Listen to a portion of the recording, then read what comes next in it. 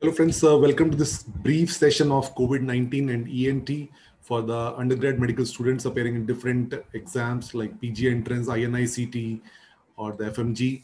Now, what are the two important things to be kept in mind as far as ENT and COVID are concerned? One is COVID-19 and the story of anosmia, the loss of sense of smell. And the second, of course, the black fungus story, COVID-19 and mucormycosis.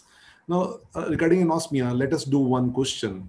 A possible question they can ask you like this in the exam. A 23-year-old female medical student has a travel history by air. 5 days back, she has developed fever since yesterday. Since this morning, she is complaining of loss of sense of smell. Guys, please look at this clinical scenario. There is a history of travel by air, and almost incubation period is ending over there, and she is developing fever and followed by anosmia.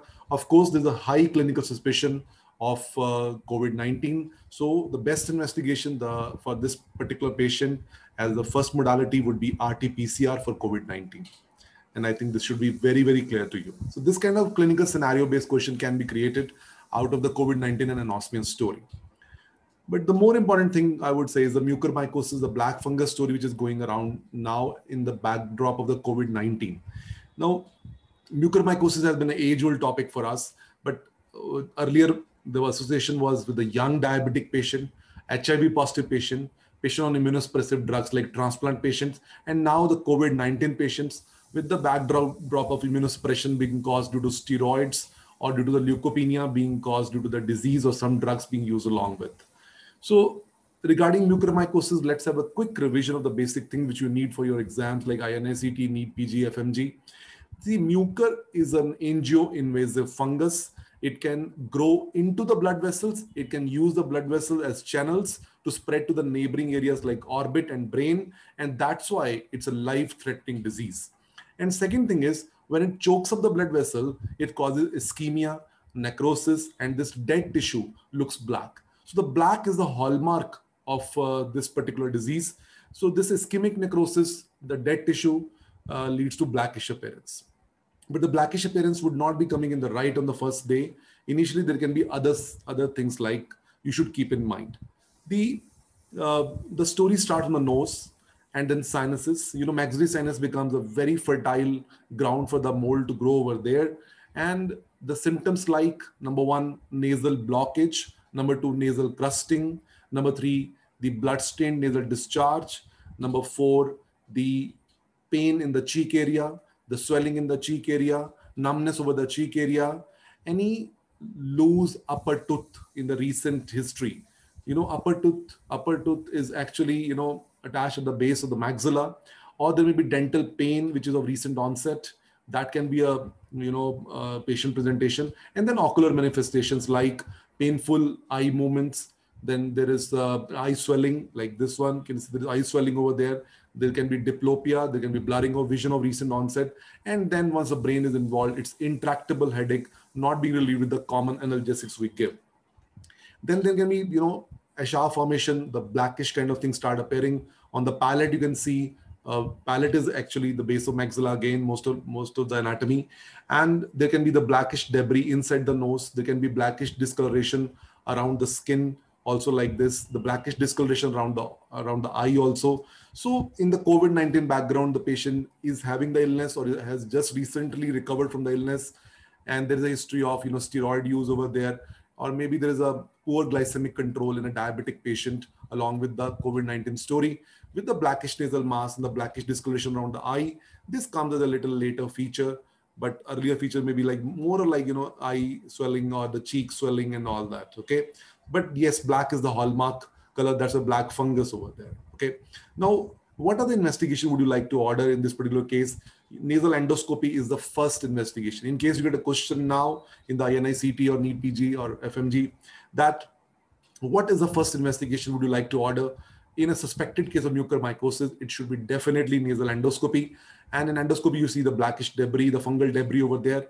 You can take a swab for a KOH smear, or you can order a fungal culture. That would be really helpful to diagnose the mucor.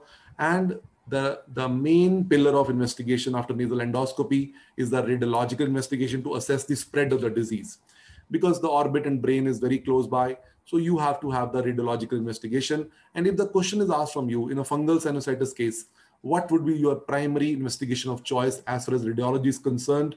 The answer will be, of course, the contrast enhanced MRI of the paranasal sinuses with orbit. I repeat, the best radiological investigation for mucor or fungal sinusitis case would be contrast enhanced MRI of the paranasal sinuses with orbit.